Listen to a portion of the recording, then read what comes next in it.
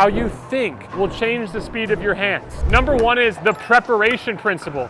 It's really easy in the middle of a dink exchange when your partner's dinking cross court with the person in front of you to have a lapse of focus.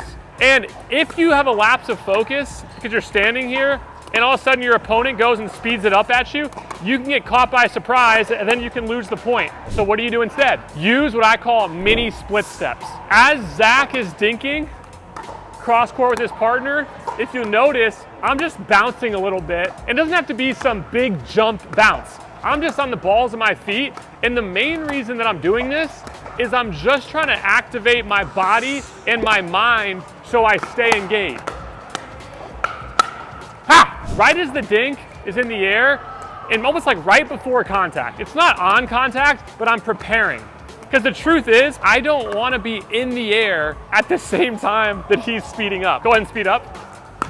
That worked out really well, actually. So what I really want to do is be split stepping or doing a little bounce right prior to your contact, so I'm planted so I can use the ground for power and speed right when the speed up does come. Sometimes if you go 3 dinks in a row, it's like your brain shuts off. Yeah. And then it's like, turn it back on. Yeah. Your brain shuts off. Now, as you play more, like you don't get surprised as much, and you might even stand completely still to like bait them to do something. At a very basic level, the mini split step can just activate you so you're more prepared. And then all of a sudden, the reality is then when you're prepared, you're ready for a counter and you're not surprised. Because if you get surprised by a counter, what happens is then you go home that night and you just got blasted on speed ups over and over, and then you start to think, my hands aren't very good. But the reality was, it was actually just your footwork that was holding you back. Here's the second part of the preparation principle, it's your paddle position. So if Zach and my partner, and it's not just on counters, it is on counters, but it's also in the middle of a hands battle, that if our paddle is completely down, it just makes sense. We're being inefficient. Where then, if we do get a ball sped up at us, go ahead,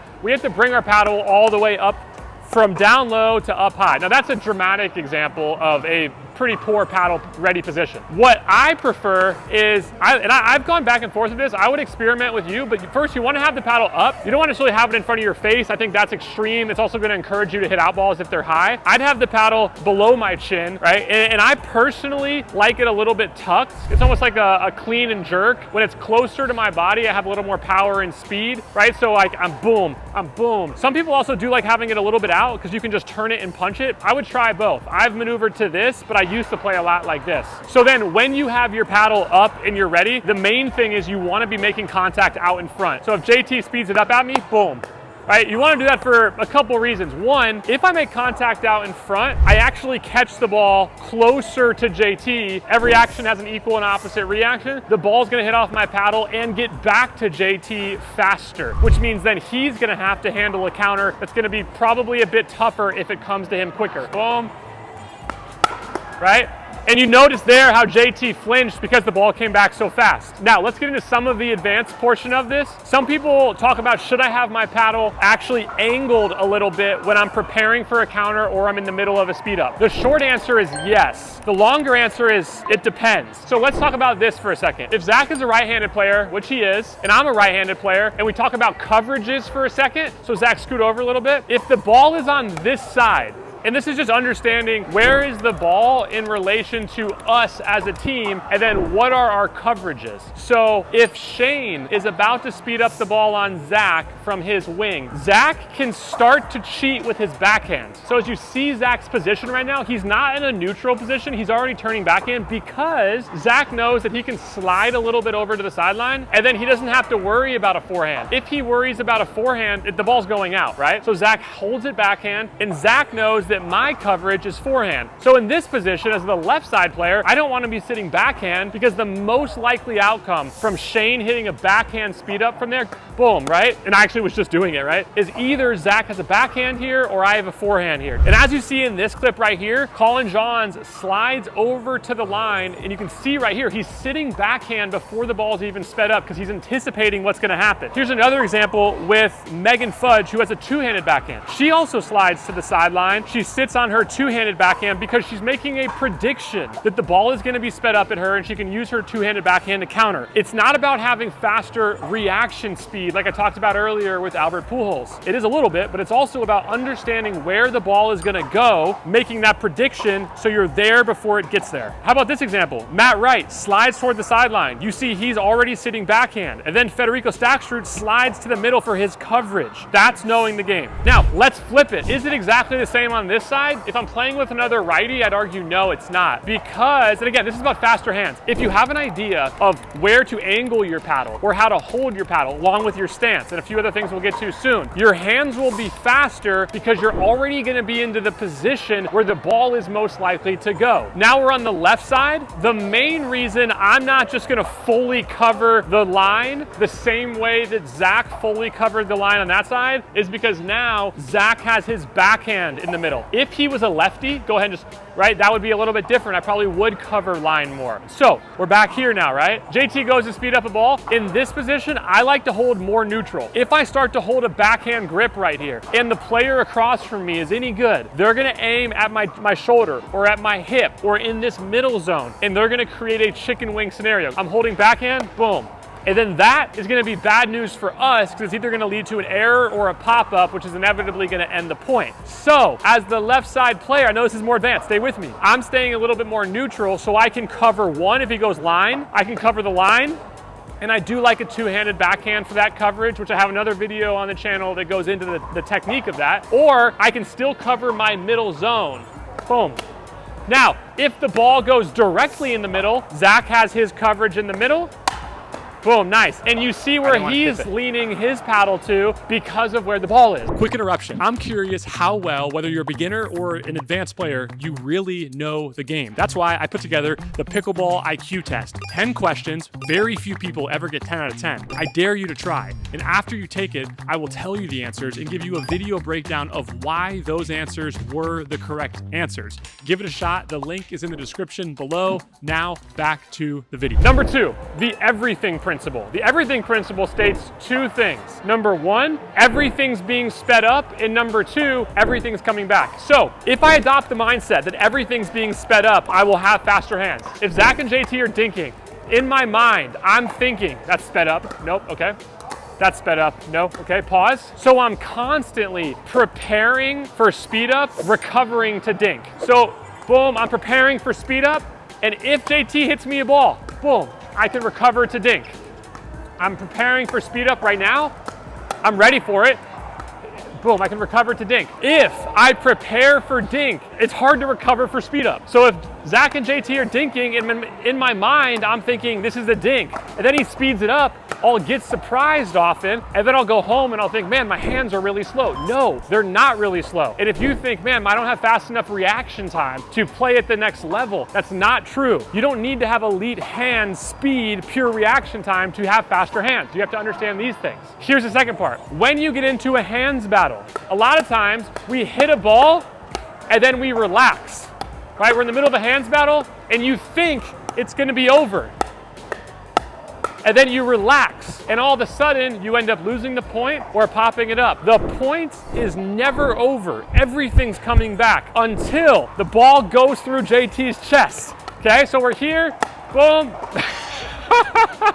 Stay in the point up until it's completely over. It's gonna happen. It happens to me all the time, especially as you play better players. You get up against somebody and you're like, oh man, I thought the point was gonna be over. It's not. We lost. Oh shoot. The everything principle. Here's number 3, the patterns principle. And here's what helped Albert Pujols become one of the greatest hitters of all time. He looked for the indicators or the patterns. He looked for the pitcher's body movement, the way they held the ball, the angle of their arm to inform his swing. And pickleball is similar. There's reoccurring patterns that are happening over and over. I alluded to it earlier, but if we can start to recognize those patterns, we can make a better prediction of what's about to happen, and again, making our hands faster. When we're surprised, we have slow hands. When we make predictions, we get ahead of our opponent's thinking. We're at the spot often before they even go there, and then we turn to our teammates after they win a hands battle, and we're like, well, I probably wouldn't do it to you, but I'd be like, man, you have great hands. He does have better hands. There's no camera to zoom in on your face, but I'm sorry. Zach's a great guy. I'm just kidding.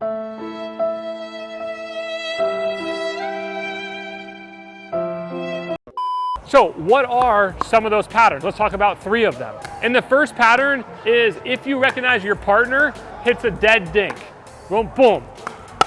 Right? So as you just saw, Zach floated a ball that landed deep into the kitchen and also had a height that was probably 2/3 up of the net. Most times, if you're playing somebody pretty solid, if they recognize that ball, they're going to attack off of it. So the moment you see a dead dink, again, remember your bounce and your paddle position. It should be alarms going off in your head. Dead dink, prepare for speed up, recover to dink. All right, so that's not a dead dink, not a dead dink.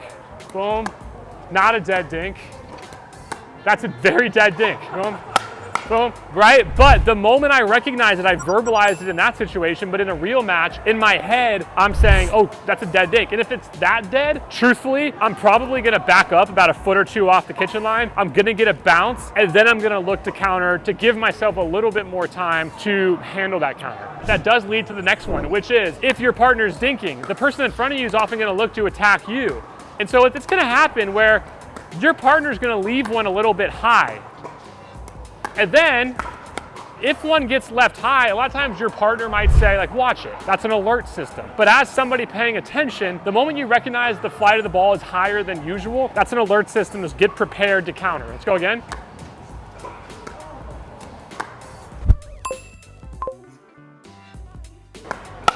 If I'm the person across from you and you know I'm, we'll say 5'8" in stature, but I have a very short reach, I'm less likely or less effective to take the ball out of the air versus someone like Pickleball or Ryan Finley or even Kyle. That my reach might go to here, whereas Deckle or Kyle's or Ryan might go to there. So therefore there's less margin for error for that dink to travel and make it in the kitchen. Yeah, and that's just something as you're playing a match, you're paying attention. It's right. A lot of this game is about paying attention to patterns that happen over and over, paying attention to who are you playing? What are the things they like to do? These are all things that lead to faster hands. If they're really tall, they're gonna take more balls out of the air. Here's number 3. I have the wrong cast member in this video, right? This is JT, but let's just superimpose a picture of our good friend Tyler right on his head, okay? If you have a friend like my friend Tyler, that's JT, but Tyler, you know, is not here right now. It's understanding who you're playing against, and if the person that you're playing against loves to speed up, say extra, more than most people, then that's a pattern that you can go into your game, or maybe you even recognize it early in a match, saying this person speeds up a lot. Maybe let it go out if it's flying, but also you need to be prepared based on who you're playing. So as we're going, my alert system, right, I'm still gonna get my mini split step.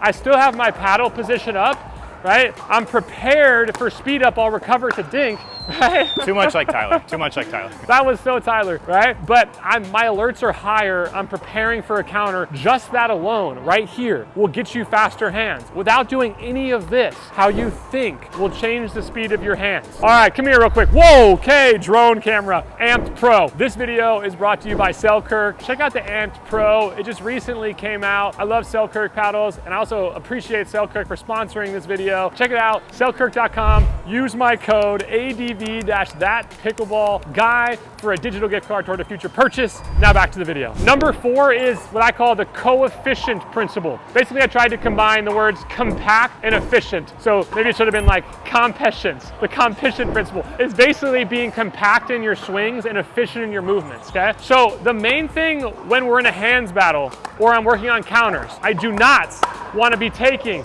massive swings, right? And one of the main reasons is massive swings leads to less control. We're 14 feet from each other. The ball's gonna travel less than 0.26 seconds on a speed up in a hands battle. We don't have that much time to do big motions or lose control or even truthfully generate that much opposite reaction back because the ball's gonna fly. We wanna be compact, boom, boom, out in front, because we don't have a lot of time. And because we don't have a lot of time, if you take big swings, that means you have to invest more time resetting for the next ball that's coming at you, right? So if I'm here, my paddle's all over here, right? I'm being dramatic, but you can see it changes right away, and I get quicker just by being more compact. That had nothing to do with my gently hands, right? It just had something to do with the way that I move. Quick advanced tip, one thing you'll see from some of the top level players, go ahead and hit my backhand and my forehand, right? They're actually just twisting their core more than they're taking big swings. Keep going. right? Because trying to use the power from their core, not the power from their arms to get more basically quick reactions. Then here's the other one on the compact and efficient, our grip. A lot of people probably play with a continental grip, but one of the things is, and you can just play around with this, right? So if you have your hand here, right, that's kind of continental, you start to move it to Western, sorry, semi-Western, like way Western, like how people hold a tennis racket. And then some people move like Eastern backhand. I think I said that right. I don't know, I didn't play tennis, but basically you can move your paddle into different positions that will affect how you hit the ball. So if you have your paddle, let's just call it like a semi-Western grip, right? Which is how some people hit forehands. If you do that, you're gonna have a heck of a time trying to hit a backhand with any force because of the way your wrist is bent, okay?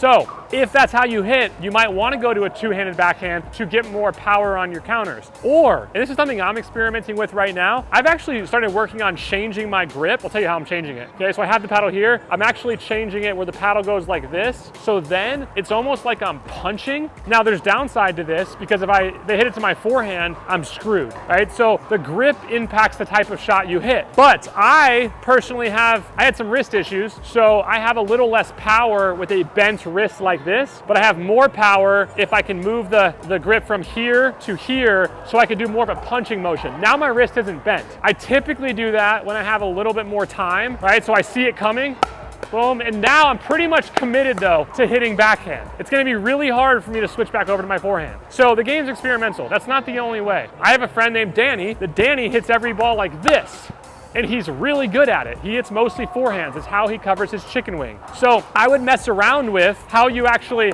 hit your backhand counters. And then, and trust me, most of the pros, they switch their grips often multiple times during a point based on the ball that they're receiving, how much time they have. You don't have to be a pro to change your grip midpoint. Does it take some time? Absolutely. But sometimes changing your grip and knowing where the ball's going can actually help you have faster hands because of maybe the more force you can generate. Here's number 5, the down volley principle. When you get into a hands battle or a counter, let's go ahead and have you guys just get into a counter here, a hands battle. Nice. Pause.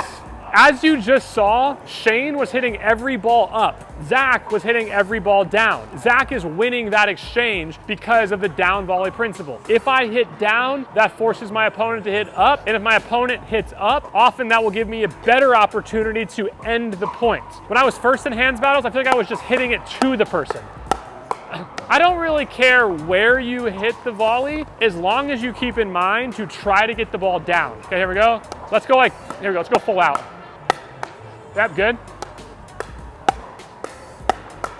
Down, right? Boom, and then you have to hit up. That was really good. Those are insights that help you have faster hands. I'm gonna make a video about some drills you can do, but those insights will help you win more hands battles and hit more counter winners or counter advantage balls in the game. Hope that helps. Thank you guys. Thanks everybody for coming. Thank you guys. Hey, appreciate y'all.